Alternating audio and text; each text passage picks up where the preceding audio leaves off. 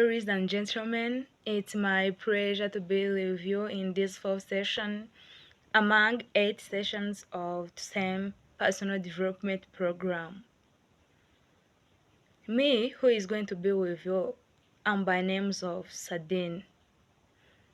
Today, we're going to take a look on fourth session, which is mental and emotional health or emotional well-being, which is very crucial aspect in this personal development program.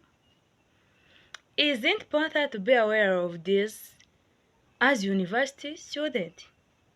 Of course it is.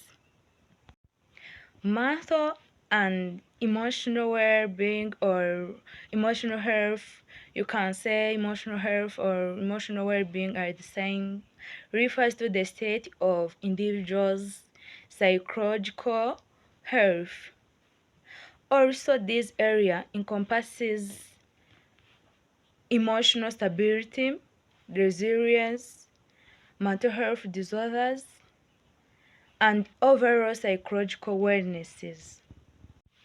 In this video, dear friend of mine, I will assist you to understand where these two terms, mental health and emotional health, and to know whether are they the same or are different. So, when we strive to live a healthy life, we think mostly losing weight, being more active, and eating healthy. While these two things will all contribute to our overall well-being, they might not deal with some of issues we prefer to neglect, emotional and mental health. So, what's the difference between mental health and emotional health or emotional well-being?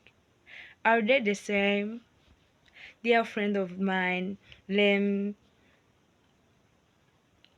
help you to understand this term. Mental health is described as behaviors and functions dealing with the mind and brain. It's also how we process, store informations, cognitive thinking patterns, and paying attention. Emotional well-being or emotional health is less discussed aspect in our overall well-being, but it actually plays more significant role in our health than we think. If mental health is describes how our brain think and functions, how about emotional well-being or emotional health? Emotional well-being will be how we express those feelings and those emotions. Now I want you guys to be in health and emotional state. And another thing I want you to keep in your mind, dear guys, is this: being emotionally well does not necessarily mean that you're always happy. It just means that you can cope better with the challenges life throws on you. Dear friend of mine, I can't stop this by not letting you know some tips you can use in order to improve your mental health and emotional health or emotional well-being. I have like 4 tips you can use in order to improve your mental health and emotional health. First tip is daily meditations and mindfulness practice. That's the first tip. Another tip is thinking before you act. This is very crucial tip you have to keep in your mind. We have to think before we act. Everything we are going to act, you have to first think on it. Think twice. Keeping being attention, keeping attention on that thing you are going to do or you are going to say. You have to keep in your mind that before you act anything, you have to think on it.